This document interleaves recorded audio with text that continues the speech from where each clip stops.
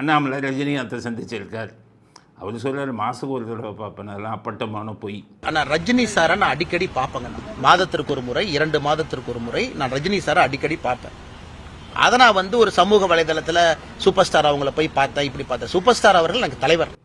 அவர் இப்போ போய் பார்த்தது பாஜக விட்டு நான் வெளியில் வந்துடுறேன், தனி கட்சி ஆரம்பிக்கிறேன், நீங்கள் ஆதரவு கொடுக்கணும்னு அவர் தோல் மேலே கையை போட்டுக்கிட்டு கிளீனாக இது வச்சுருவார். அவர் அண்ணாமலை ரஜினிகாந்த் அவருக்கு தான் தெரியும்ல. பார்க்கலாம், காமராஜர் சொல்லுவார் ஆகட்டும் பார்க்கலாம் அப்படின்னு சொல்லுவாங்க அந்த காலத்தில்.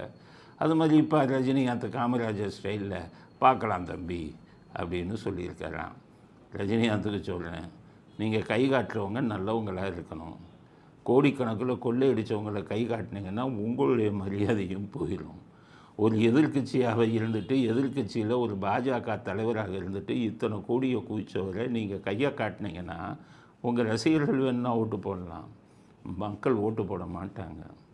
நீங்கள் அரசியலுக்கு வரணும்னு நினச்சா நீங்களே வாங்க. உங்கள் ரசிகர்களும் மக்களும் அதைத்தான் எதிர்பார்க்கிறார்கள். காரணம் உங்களை பற்றி எல்லாருக்கும் தெரியும்.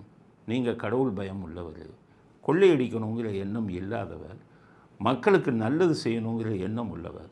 ரஜினிகாந்த் தனியாக வந்தால் உங்களுக்கு ஆதரவு கொடுப்பாங்க, ரசிகர்கள் மட்டுமல்ல பொதுமக்களும் ஓட்டு போடுவாங்க.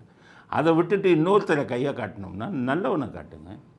1996 கருணாநிதியை காட்டினீங்கல்ல, எவ்வளோ அசிங்கப்பட்டீங்க. அதுக்கப்புறம் கோயம்புத்தூரில் குண்டு வெடிக்கும்போது திமுகவுக்கு ஆதரவாக பேசுனீங்கல்ல, அப்போ எவ்வளோ அசிங்கப்பட்டீங்க.